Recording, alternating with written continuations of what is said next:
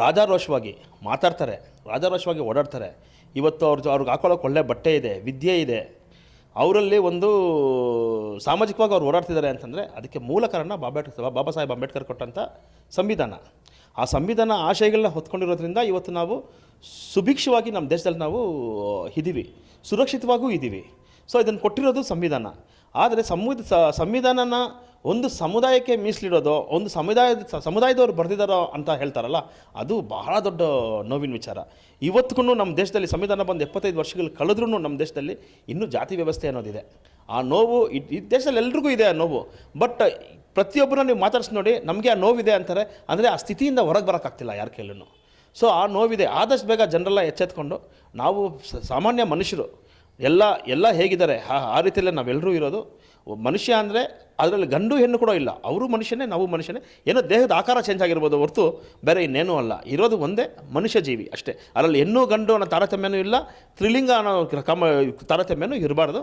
ಮನುಷ್ಯ ಅಂದರೆ ಮನುಷ್ಯ ಆಗಿರಬೇಕು ಅನ್ನೋದು ಬಾಬಾ ಸಾಹೇಬರ ಆಶಯ ಆಗಿತ್ತು. ನೋಡಿ, ಬಾಬಾ ಸಾಹೇಬ್ ಅಂಬೇಡ್ಕರ್ ಅಂತಂದರೆ ಅವರು ಎಲ್ಲವನ್ನು ನಮ್ಮ ಊಹೆಗೂ ಮೀರಿದಂಥ ವ್ಯಕ್ತಿ. ಅವರು ದೇವರೇ ಇಲ್ಲ ಅಂದವರು. ನಾವು ದೇವರು ಅನ್ನೋದು ಆಡಂಬರ ಮಾಡೋದು ಅದು ತಪ್ಪಾಗುತ್ತೆ. ಅಂಥ ವ್ಯಕ್ತಿನ ನಾವು ಒಂಥರ ಮೋಟಿವೇಶನಲ್ ತಗೊಂಡು, ಇನ್ಸ್ಪೈರ್ ಆಗಿ ತಗೊಂಡು ಅವ್ರನ್ನ ನಾವು ಅಡ್ಮೈರ್ ಮಾಡ್ತಾ ಅವ್ರ ರೀತಿ ಬರೋದಕ್ಕೆ ಹೇಗೆ ಮಾಡಬೇಕು, ಅಟ್ಲೀಸ್ಟ್ ಅವ್ರು ಇದ್ದಂಥ ಜ್ಞಾನನ ನಾವು 10%, 10% ನಮ್ಮಲ್ಲಿ ಬರಬೇಕಲ್ಲ.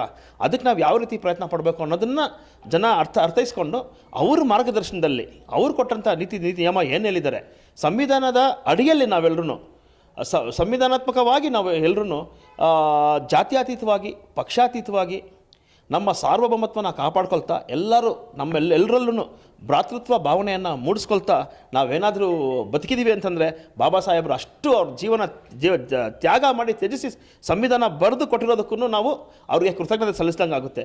ಇಲ್ಲ ಅಂತಂದರೆ ಇನ್ನೂ 100 ವರ್ಷ ಆದ್ರೂ ಈ ಜಾತಿ ವ್ಯವಸ್ಥೆ ಅನ್ನೋದು ಹೋಗೋದಿಲ್ಲ, ಯಾರು ತುಂಬ ಕಷ್ಟ ಆಗುತ್ತೆ. ಸೊ ಹಾಗಾಗಿ ಬಾಬಾ ಸಾಹೇಬರು ತನ್ನ ಜೀವನನೇ ಮುಡಿಪಿಟ್ಟು ಇವತ್ತು ಸಂವಿಧಾನ ನಮ್ಗೆ ಕೊಟ್ಟಿದ್ದಾರೆ. ಅದನ್ನ ನಾವು ಅಳವಡಿಸ್ಕೊಂಡ್ರೆ ಸಾಕು ಭಾರತೀಯನಾಗಿ. ನನಗದು ಹೆಮ್ಮೆ ಇದೆ. ಜೈ ಸಂವಿಧಾನ್, ಜೈ ಅಂಬೇಡ್ಕರ್, ಜೈ ಭಾರತ್.